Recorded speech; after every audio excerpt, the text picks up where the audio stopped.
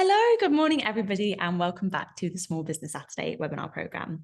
I'm Emma from the Small Business Saturday team, and today we are talking all about startup loans with the lovely Richard Bearman from the British Business Bank. Richard is the Managing Director of Small Business Lending at the British Business Bank, so he definitely knows his stuff and will have a lot of great insight to share today. We've also got Natalie Press with us, who is the founder of Woof the Yorkshire Dog Shop, and she's going to share a little bit of her startup journey with us too. Do get involved in the chat, say hello, let us know where you're from. We always love to hear. If you have got some questions, if you can pop them in the Q&A section, then we can make sure that those definitely get to our speakers and don't get lost in the busy chat as they sometimes can. This session will be recorded, so if you miss anything, don't worry at all. You can always catch up later in your own time. If you'd also like to turn on captions, you can do so at the bottom right-hand side of your screen. Finally, a big thank you to BT for partnering with us once again on this program and making it possible. I think that's probably enough from me, so I'll hand over to you now, Richard, so you can get started with the webinar. Thank you very much. Thank you, Emma. Hope everyone can hear me okay. I'm at home today, as you probably can see, working home. I've just realised, well, maybe because Natalie's here with her business, which we'll hear about in a bit, is probably less of a worry. I just realised I've actually got the dog in the room. So if I suddenly start having a barking dog, my apologies, I should have thrown him out, but he's asleep at the moment and looks quite comfortable. So I'll leave him there. So yeah, good morning all. Really pleased to be here with you talking around startup loans as part of the Small Business Saturday webinar series. As Emma said, so I've actually got a sort of a new job title on here, but up until a couple of weeks ago was the Managing Director of Small Business Lending at the British Business Bank. And my new role, new title, but essentially a lot of the same activity, which is really focusing on how we support micro and small businesses across the UK. I'll say a little bit about the British Business Bank, but not too much, because I think it's probably more important to really get into the sort of the specifics of startup loans. But the British Business Bank we're the government's economic development bank. So our role is, as you can see here, to drive sustainable growth and prosperity across the UK. But it's really to work with the financial services industry to provide support and supply of finance into the industry, and then ultimately into sort of SMEs across the country, really focusing on areas where perhaps that there might be gaps, might be areas that the industry is not supporting businesses as well as it could for various different reasons, to try and make sure that wherever possible, businesses do get access to funding. We have three sort of pillars, three areas that we focus on. Obviously, we'll talk about startups through the rest of the session, but we do focus on startups, but also scale ups and stay ahead. Essentially, really looking at both how we support those businesses that are established to keep going on, to keep support, keep developing, keep growing in a sustainable way. So really, how do we support those, as I say, established businesses? But then also we have a number of programs which are involved in scale up. So those potentially fast growth or potentially high sort of investment requiring businesses, and quite often sort of lots of research and development or tech businesses or those sort of areas where you need a lot of investment. So there's three areas, as I say: startup, scale up, and stay ahead. But from here on in, we'll really focus on the startup area. So I can talk, I can talk for hours on startups and startup loans and what we do, and I'm really sort of proud of the product and the support and most importantly of the businesses that we've worked with. But we thought that far better than me sort of introducing you to the product and to the services, actually what we should do is get someone that we work with, Natalie, to talk a little bit about her business, both in terms of the business, its origin, its sort of how it's sort of come about, but also the experience of startup loans. And we thought that rather than, before I dive into it, we'll hear the truth, we'll hear the real version. That then keeps me honest for the rest of the session. But actually, I think far more powerful to hear from someone that's been there and done it, and hopefully to anybody that is thinking about sort of launching a business or starting a business or applying for funding, perhaps hopefully also inspiring them to do so. So let's go to Natalie and then back to me in a little bit. Natalie, over to you. Thanks, Richard. Thanks for having me today. So I'm Natalie. I own Woof the Yorkshire Dog Shop in Leeds, which is pretty much what it says. It's a dog shop. So we created Woof in 2021 following my son Toby's autism diagnosis. He's also adopted, and throughout his whole life, he has struggled with education, being told what to do, all sorts of stuff. So I was thinking quite heavily about how we supported him in a future career, because that was our concern. When he gets to 18, how is he actually going to survive out in the world without us behind him? And I'd been thinking about opening a pet shop for some time. Hadn't actually voiced this to my husband. It was just mulling it over in my head.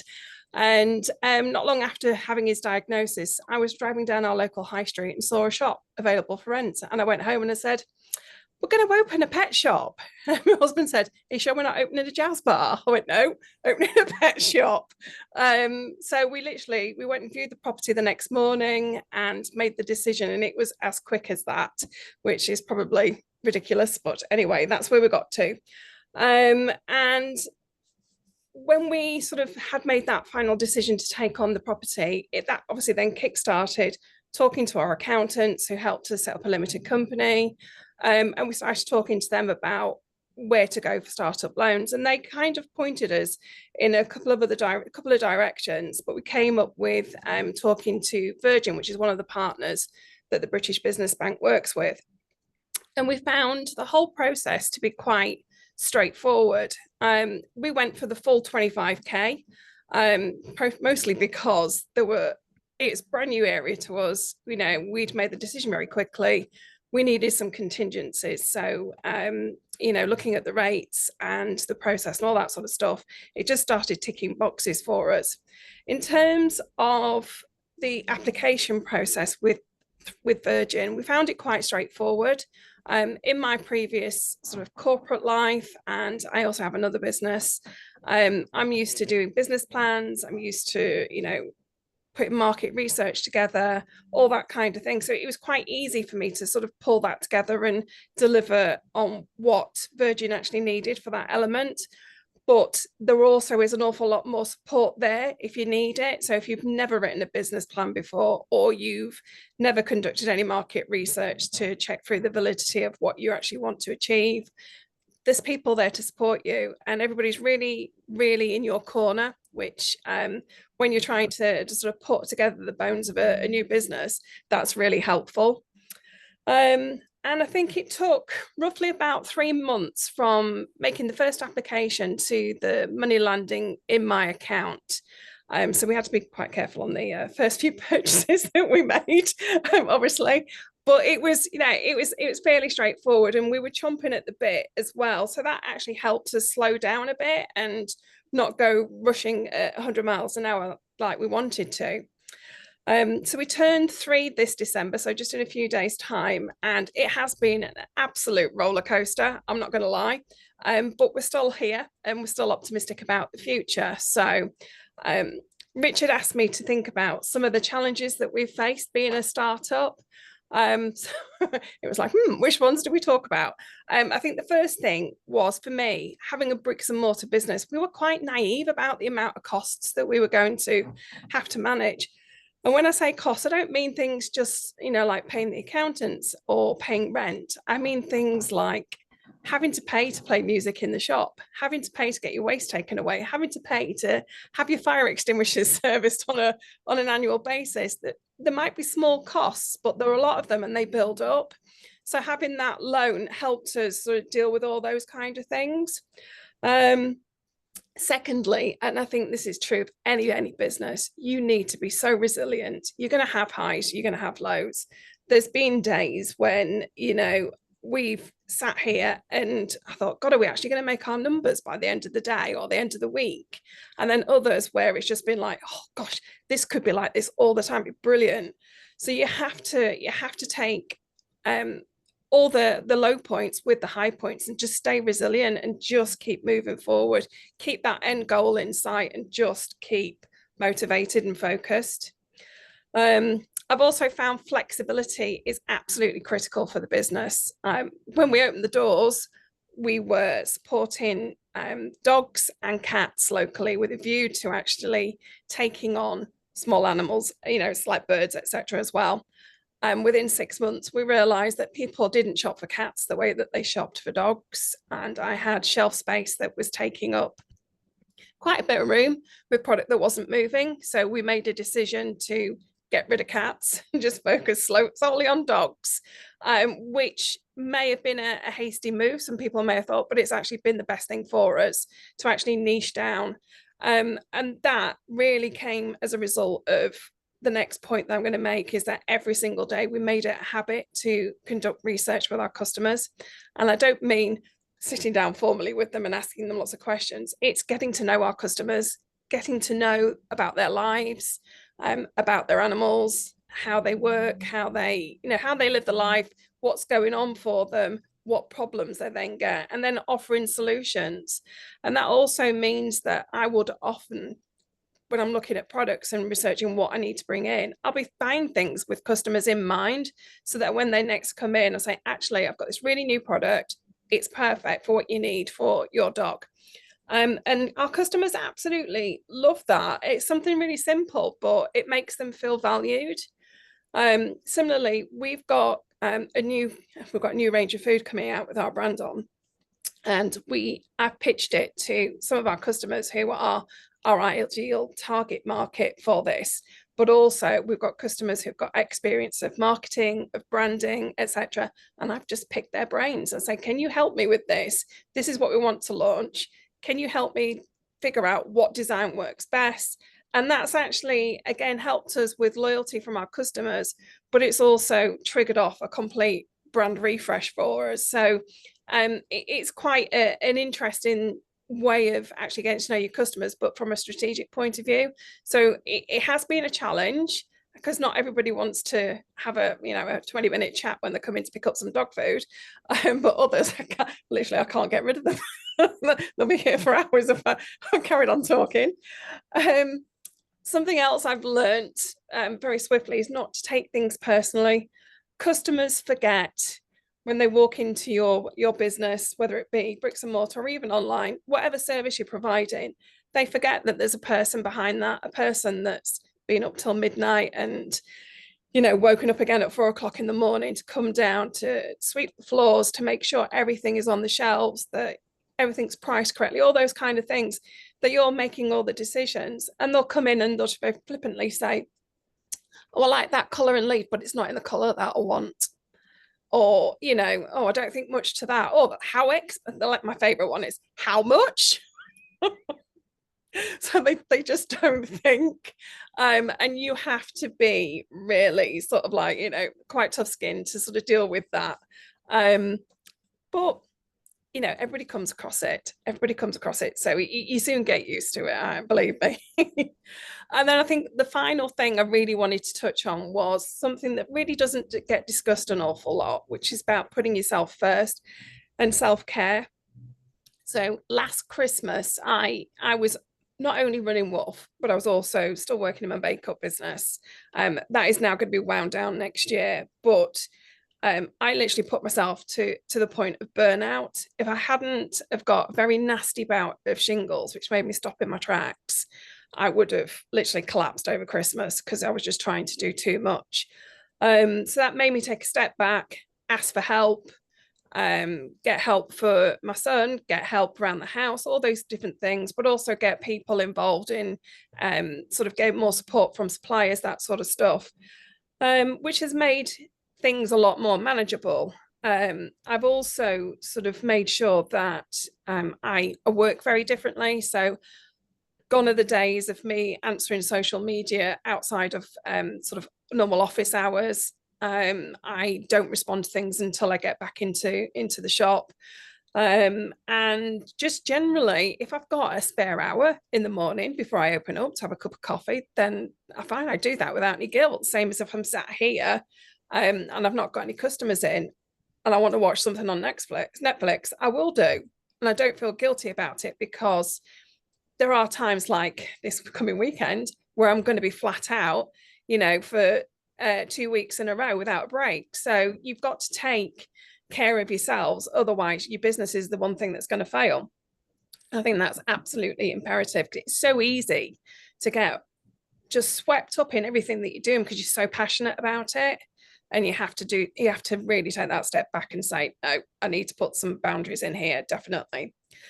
I think my final bit of wisdom for anybody who is wanting to start up their own business is just start. It's never going to be perfect. You're never going to have all the answers. You're never going to go have all the pieces of the puzzle.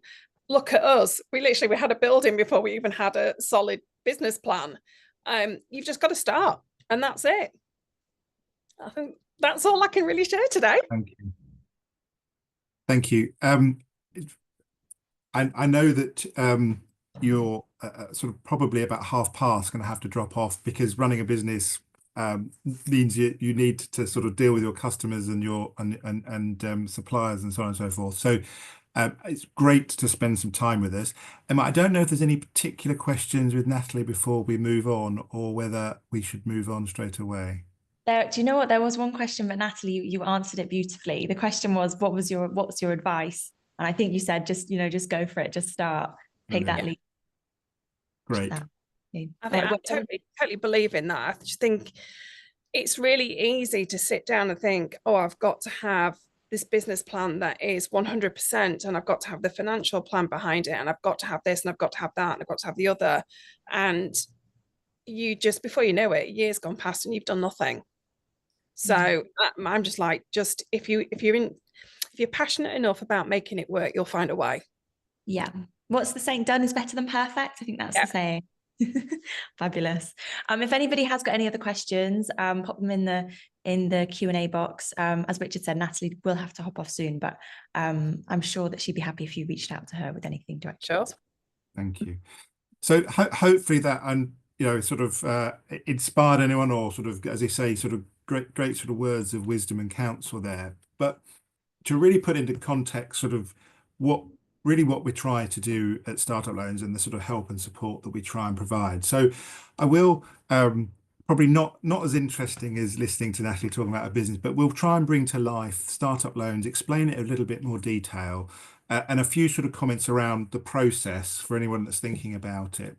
And then we can take some questions at the end. So as I said earlier, the British Business Bank, it's that government economic development bank and our sort of purpose is to support businesses either directly or through other partners to help them get access to finance and support to help them with their business. And it's particularly where there's perhaps sort of market gaps, where the industry struggles, and startups is definitely one of those areas. It's an area where that it is difficult to get funding for a startup business.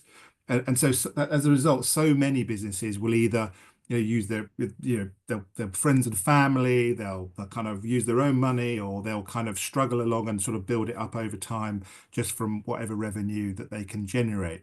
And what Startup Loans is really to try and fill that gap. It's a relatively simple product, I believe. It's a loan between £500 to £25,000. Now, actually, up to it's a personal loan for business purposes. So it's a personal loan for business purposes. But if it's a limited company, up to 4 directors can take a loan. So a limited company can access up to £100,000. But as I say, it's a personal loan for business purposes. I won't go through all of the sort of the slide, but I think a few other key points is it is a fixed interest rate. There's no fee on it, but it's a fixed interest rate at 6%, which I think sort of with current sort of pricing in market, I think is a particularly sort of good price of a loan. There is no fee. There are other sort of variants around the loan. We can sort of change the timing of the drawdowns to spread it out so that rather than taking all the money in one lump, you can spread it out over time, as and when it's needed. But I think probably the most important element of the scheme is that the money is important. Clearly, that's why we're there. But actually, it's the support. Natalie mentioned that she worked with Virgin, but we have a whole range of partners across the UK that are there to provide that support, to work with the entrepreneur, to work with the applicant, to really spend time to talk through the business, to talk through the plan, to really get that business credit ready. Because sometimes people sort of think they might need some money, but they don't need money, or perhaps there's other options, or perhaps there's things we need to think about that to help build out that business plan, to really think about how's it going to work, but most importantly, to get the business credit ready. It's really important that for a startup business that there's that clarity about how's that. I've just seen the postman comes. The dog is bound to start barking any minute now, but to make sure we understand, okay, well, how's the cash flow going to work? How's that business going to get to a position where it's generating the cash, and ultimately that from our perspective, the loan is affordable, but also for the entrepreneur, that actually there's going to be funds in there for the entrepreneur to get sort of the money that they need out of the business, and to give them the benefit and the value from that business. So that support is there to work with the applicant through the journey. Also important is we also provide what we call post-loan support. So once the loan is provided, doesn't have to be taken. It's clearly optional, but I think it's hugely valuable. There's a whole range of post-loan support, from sort of mentors through to sort of online collateral, to training, to sort of peer-to-peer support, really to try and give the business owner as much sort of wraparound support to give them every chance of success, particularly in that early year. Richard, can I just jump in? Of course. Yeah, I mean, I think, from my experience, definitely these guys have been really, really supportive. I mean, they were supportive anyway, but in my role as ambassador for them as well, they have been hugely supportive. Sorry, somebody's trying to get in. And it's literally been a case of experimenting with stuff, but also listening to what the advice that they give us around sort of promoting your business, all sorts of different things. So it's been really, really useful. And I think one of the things that what came clear to me when we had the launch event is that there was quite a few people who went and had a second loan, or a second and third loan. So that was really, really useful. I'm going to have to go. I've got another person at the door. No problem. I'm so sorry. No, good luck. Make that sale. I will do. Thanks so much. Thank you for joining us. Thanks. But no, I think what Natalie's saying is absolutely right. Is I always think that sort of for startup loans, the magic of startup loans isn't actually necessarily the funding. It's a sort of almost that slightly cliche, but the journey to the funding and then the support that's provided afterwards. There's a few stats about the scheme there, which sort of give you a sense of the impact it has. I think one of the things that we are particularly sort of proud of and put a lot of effort in is to make sure that actually the social impact of the scheme is there as well.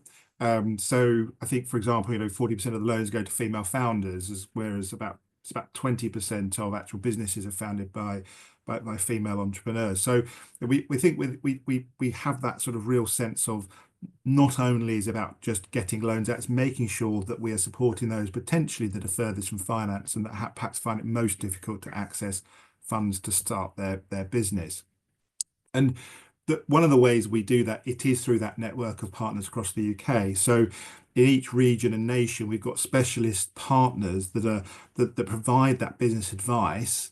And so they understand their local communities, and they understand the businesses, and can have that kind of really direct sort of interaction with the business communities they work in. The eligibility for the loan, there's a sort of a list here. It's a relatively simple product. So there's not a lot of criteria to be eligible, but there are a few here. I think a few I'd call out is, while it's called startup loans, it's actually early stage businesses, very conscious that the business might have started, but the point at which that sort of investment of money is needed can quite often vary. So actually we support businesses that are up to 36 months old. There is some credit checks that are done, but the majority of the process is sort of human to human. So once those credit checks are passed, that's when you work with a business advisor who will really work with the business to help prepare the business, and also ultimately get that business sort of ready for credit and ready for success. So the application process. So I did sort of call out, there is an automated credit history sort of check up front. Because we are we're very conscious that we're working in an area where it is difficult to access finance. And actually, because it's a startup, it won't have a credit history from the business side. We take more. We ultimately will take more risk than a high street bank will. That's sort of part of our role, to take that little bit more risk to support businesses. But the other 2 points are really important, and this is what the business advisor will do with the applicant. They'll talk about affordability and viability, and I think that is part of the process to get approved for the loan. But I think it's also part of that support we give to help the entrepreneur. Some entrepreneurs obviously sort of done this before and get it and don't need a lot of support, but others maybe haven't got that experience of thinking around some of these areas. But it's really important to make sure that if we're going to provide a loan, that it is affordable, but also we understand what's the entrepreneur's sort of personal situation, what's their personal survival budget, what do they need out of this business, so that we can then talk through the business plan and sort of the cash and the cash generation of the business, to really make sure that that business has got a fair chance, a good chance of not only launching and starting, but actually being able to throw off enough money to not only pay the loan back, but also to make sure that the applicant, the entrepreneur, is getting what they need out of it. Because ultimately there's no point in starting a business if it hasn't got a good chance of doing both of those really important things. The second one is viability, which is more around the business plan, and we're really just looking through that.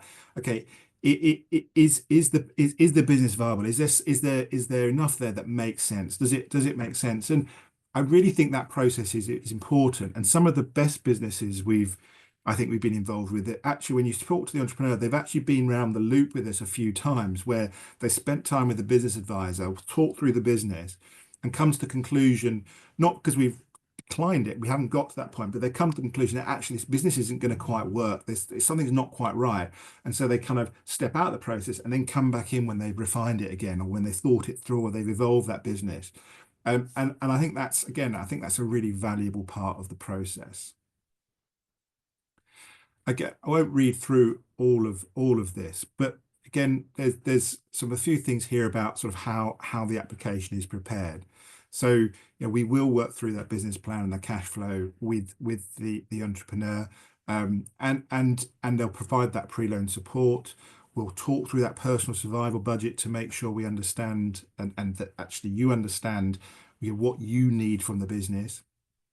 And ultimately that will then going to get put through for an application approval, and the loan gets progressed.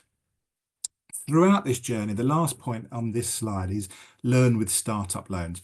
Throughout the journey, and again, this is free, and actually you don't need to take a loan with us to access this. You can access this through our website. We have the pre-loan support, we have the post-loan support, but underneath all of that, we have what's called Learn with Startup Loans. And that's a partnership we have with the Open University. And it's a whole sort of suite of online training material, some of which is Open University course, sort of digital courses that they've developed that are very relevant to startups. And some of the other ones are things that we co-created with them and developed specifically for startup loans.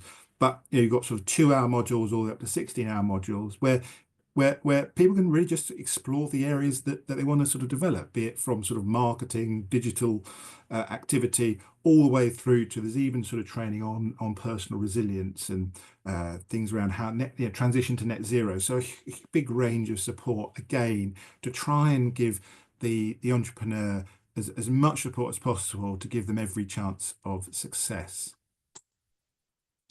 The assessment itself, again, I won't read through all of this, but the assessment, it's really important that that we do take a view and make sure that ultimately what we don't want to do is lend money if there really isn't a chance of success, if it really isn't affordable, or if the business isn't viable.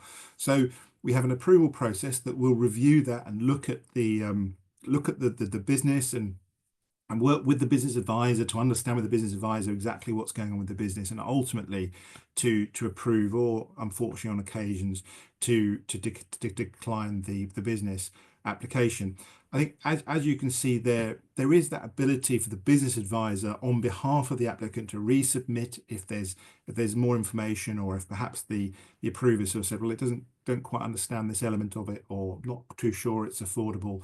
Again, that business advisor then becomes almost the advocate of the applicant to speak on their behalf, to try and work with the approver to get that loan through.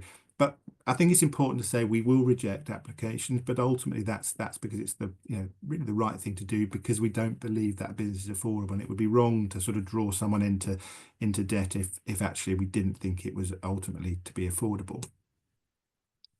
Once the application's approved, we have what's called our finance partner. So they're what's called the regulated lender of record. So we have a range of the support partners around the country. So all these different organizations I talked about around the country that work with the applicant. But then we have one partner that actually provides the money, and is then from that point on is the point of contact that will do all the sending the statements and all of the management of the loan once it's drawn down. And it is at that point that you can then access the post-loan support, which is, as I say, the mentorship, the digital sort of learning, the peer-to-peer learning, and all of that sort of great stuff that really gives that focused support to the entrepreneur once they've actually drawn down the loan. You can access this where it goes into a lot more detail, but you can access this guide that we have along with many other guides at the British Business Bank and the Startup Loan sort of part in the British Business Bank. There's a QR code there, but I think this is probably the sort of one of the central ones, which is making business finance work for you. So it really pulls together all of the sort of the thoughts and ideas and advice and structure that we have to help businesses access finance.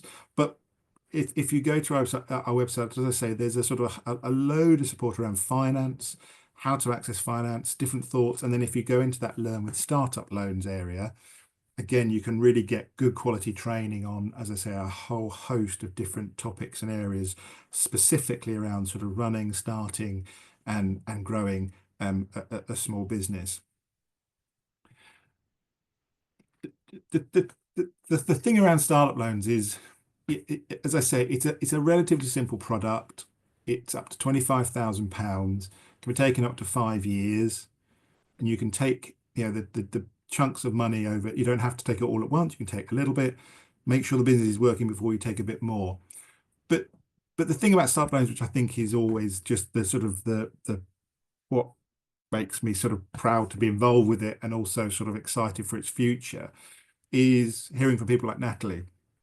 We've well over, I think, 112,000 entrepreneurs now that we've supported, and while they clearly won't all be willing to come on and talk like Natalie will about their business, but they've all got that sort of origin story at the heart of it. Something that's driven them to start their business, and unfortunately they don't all succeed, but many do. And actually, whether I can't claim it's the startup loan that is the driver of it, but when compared to sort of the norm, the averages, many more of the startup loan applicants will succeed with their business, and their business lasts longer than the norm. But it's the stories that kind of keep us motivated. And Natalie's just one of many examples of amazing people taking that hugely brave but exciting step of launching their business, and we've been able to provide some funding to help them with that business. But there's a huge range of them, from one end of the spectrum, people that are just doing a sort of side hustle, something that just is contributing from income, or something they're just interested in, or they're turning a hobby into sort of just another little income stream into their household alongside their sort of their day job or the other things that they do, all the way through to one startup loan recipient from about 8 or 9 years ago, where they took £50,000. So 2 directors took £50,000.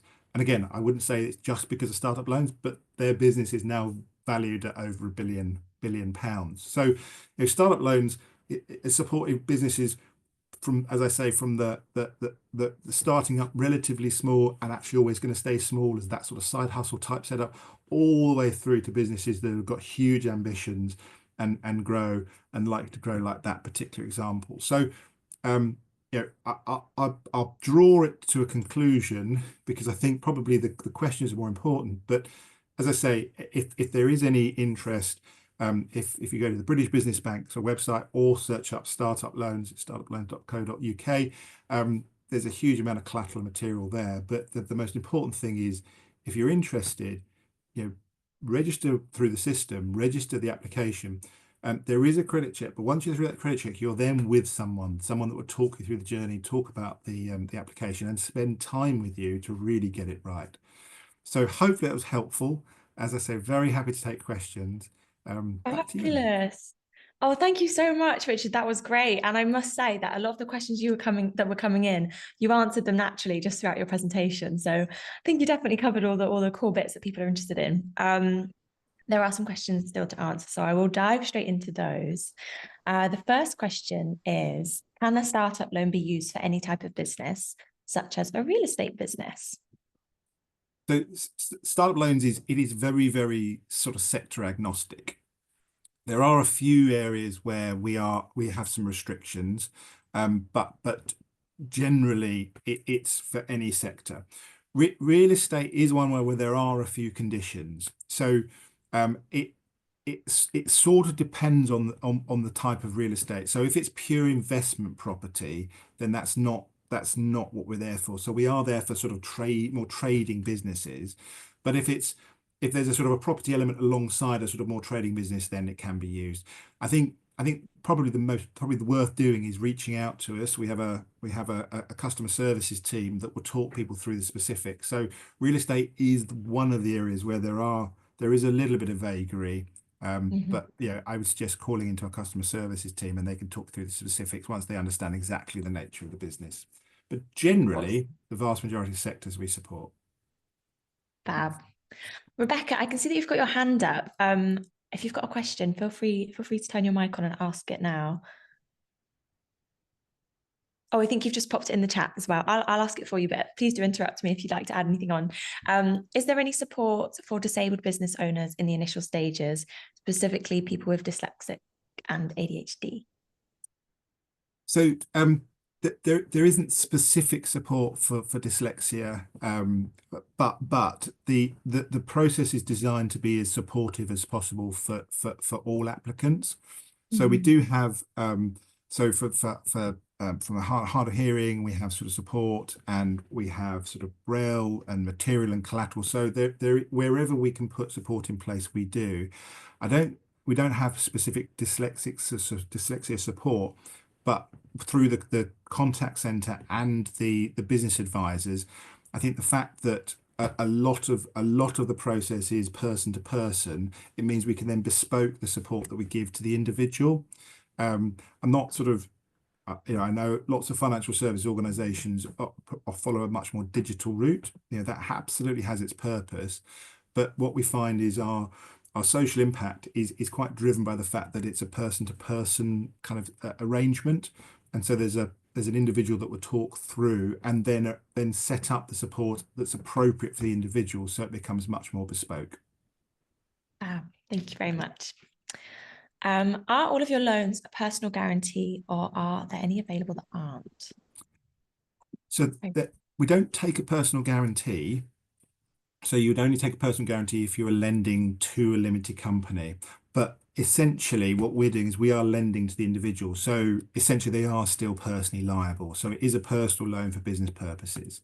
And so that the individual is borrowing the money. So they are ultimately liable for that money. Thank you. When you say 3 years, I have been in business for 1.5 years as a sole trader, 1 year as limited. Does the business have to be limited for the last 3 years for me to apply? No. We can lend to sole, so it can be a sole trader business, can be a partnership, can be a limited company. So the legal entity of the business is not an issue for us. It comes down to sort of when the business started. So really what we're doing again, situations do change, so obviously without understanding detail, but generally if the limited company launched in the last 12 months, then actually the business started in 12 months. The fact that probably they were sort of testing it out or trying a few things as a sole trader and then converted. So to me, that sounds like would be eligible, because the limited company is the new entity, and so that limited company launched 12 months ago, so well within that 3-year timeline. Fabulous. Just on that timeline, there's quite a few questions of people very keen to talk more about loans, but maybe have just kind of tipped over that 3-year or 4-year mark. Are there other loans available? I know this is obviously just about startup loans. Of course. Yeah. So if anybody that sort of doesn't fall into the startup loans sort of criteria, maybe as you say, because of they're an older, more established business, and well done for running a more established business. But it's those early years can be difficult, but also perhaps need to borrow more money, so sort of a larger amount. So again, at the British Business Bank, we have what's called the Finance Hub. And what you can do is you can sort of enter sort of the details of kind of the business and what kind of almost what you're looking for. And what the Finance Hub will do is it will sort of direct you to other partners and other relationships and other schemes that we're involved with, to try and provide access to the organisation. So the bank supports a lot of organisations with funding. Just recently, for example, just this week announced Community Enable funding, for example, which is a funding package that supports what are called CDFIs. So across the country, a lot of organisations are really focused on community funding, and we've just announced a load of support to those organisations. So if you go to the Finance Hub, Finance Hub, and that will direct you to other sources of finance. Fabulous. Thank you. I hope that answers everyone's questions on that topic, but do pop a note in the chat if not. Are there any common challenges that you see first-time entrepreneurs facing when they're seeking finance, kind of pitfalls to avoid? Yeah. So I think actually Natalie sort of referenced a few areas, but I think, and it's almost either end of a spectrum of either jumping in too soon or trying to get everything perfect. And I know that's almost a sort of it's sort of it's not helpful to say that, but there is almost the sort of the perfect place in the middle, which is when looking for finance, there does need to be enough of a sort of an understanding of the ability to sort of explain what why the business is going to be successful, get across how it's ultimately going to be affordable. Because what the lender, be it us or anybody, even if it's a digital process, what the lender is always really wanting to know is, how am I going to get my money back? With all the other stuff that's talked about, it all comes down to, if I'm going to sort of approve this application, if we're going to lend this money, be it £25,000 from startup loans or multiple millions of pounds from a corporate banker, really what they want to know is, am I going to get repaid? And so some of the pitfalls are sort of approaching the lender or starting the journey without having enough of the thought process around, okay, this is how the business is going to work. Now, we will spend time, we will get involved much earlier in the process than other funders will, because that's part of our role. So we will work with you, but it's that ability to explain, why is the business sort of, what's exciting about it? Why is it unique? Well, or what is it going to do that's going to create money? Why does this town or this community or whatever it may well be sort of need this? So I think you need to have enough thought at the sort of the front end. But the other pitfall is almost looking for everything to be perfect, which I think is something that Natalie talked about. There's also that element of, but also just jump in and get on. And so I think it's a difficult one to judge when that point is right. But it's having that confidence to know, I'm confident in my business, I'm confident enough in my idea, I can explain it. I might not have all the facts and figures, and I might need some help and support, but there's something here I'm really confident with, but then not leaving it too long and trying to get everything to be too perfect. And I guess that's the beauty of having, the business advisors that you provide that will help you kind of through that process. And, as you said, it's not like if circumstances change, you can apply again. Yeah. So there's a lot of flexibility there, isn't there? And then the other thing I was just going to say around pitfalls is, depending on not all businesses need sort of extremely detailed cash flow forecasts, but they should all have a sort of a sense of, how's the cash going to work in the business? So I'm going to sell this. When does the money come in? And how do I have to pay? So the sort of the general sense of how cash moves around the business. And I think the other pitfall is being overly optimistic. I think so. Always make sure you build in some contingency, almost that kind of okay, so I should always get paid in 30 days, for example, but what happens if it's late? Because unfortunately, sometimes it is. So always try and plan for a bit of contingency. And if you've done that, then generally the lender loves to hear that. So if you're able to say, this is how it's going to work, this is what I think, this is how the cash is going to work, but I still know the business is affordable. I still know the loans are affordable if there's a few problems. So just build in a bit of contingency, and that gives the lender real confidence in you as an entrepreneur. Fabulous. Thank you. As a question about somebody who has got a company which has been trading for more than 3 years, but set up a new business a few months ago. It's not actively trading yet, but could they apply for a loan for this second business in the future? So, I mean, again, without understanding the absolute detail, it sounds like they could and should be able to, because one of the restrictions is it's you as an individual. We're investing in an entrepreneur, really.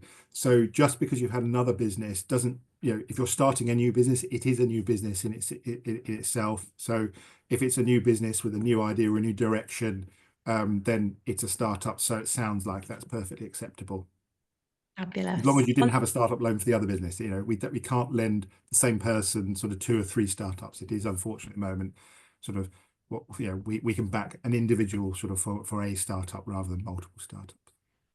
Yes. On that backing individual type vein there, Margaret's asked whether a holistic therapy clinic would be eligible or whether that would be under a social enterprise business. No, we support social enterprise businesses. So absolutely. So absolutely would be eligible. We do get this sometimes, but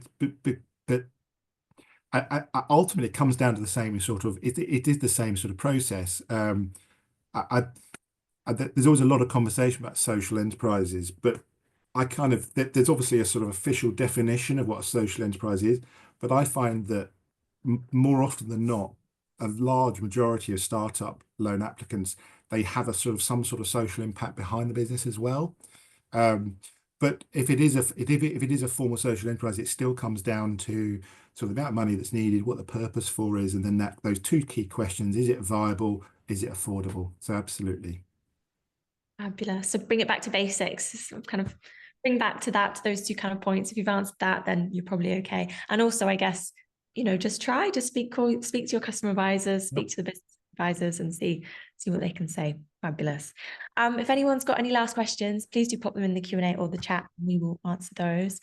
Richard, any final words of wisdom, key pieces of advice you want to share today? I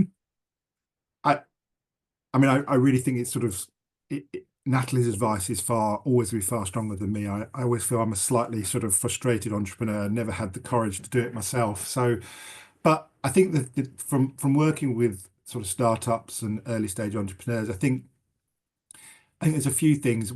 One is, and Natalie did talk about not to overestimate. It's hard work. It is hard work, and I was involved with a marketing campaign in a previous job that's always stuck with me, which is, and the strapline was, it's amazing how many late nights it takes to be an overnight success, and it's always stuck with me. And so I think that's it's going into it to realize it is hard work and it does take resilience, but also time and time again when I've met entrepreneurs and startup sort of organizations and individuals, it is also back to Nate's point about, if you're thinking about it, jump in and give it a go, because although it's hard work, it's hugely rewarding, and sort of the energy, the passion that comes across from people when they're running their own business is huge, and hopefully they'll succeed. But the experience, I think, is in the vast majority of cases a hugely positive one. And even if actually the business doesn't succeed, then people move on to bigger and better things in other ways. I think that experience of running a business is hugely positive. But and hopefully when you sort of meet people like Natalie, they are simply kind of I think quite inspiration about sort of the energy and as I say, the satisfaction they get out from running a business. So I think go into it knowing that it is hard work and there'll be difficult days, but also, if you're thinking about it, give it a go, because it's a hugely rewarding experience, both hopefully financially, but also personally. Absolutely. And as you say, the passion is what will drive you forward and get you through those late nights. And it's, you're building something for you, aren't you? So it's a wonderful, wonderful thing. I think that's all we've got time for today. Richard, are you happy for people to kind of get in contact with? Is there a help email that you can kind of share quickly if people have got? So very happy if they want. I'm available on LinkedIn if you want to come directly through to me. But if you want to come through to the organisation, say startuploans.co.uk or via the British Business Bank, there is numerous different ways to contact us. And so you're very happy and we're ready to help. Fabulous. Oh, thank you so much. Thank you, Richard, again, for hosting the session. Thank you to all of the small businesses joining today. And I hope that you have a lovely weekend when it comes. Thank you. Have a good day.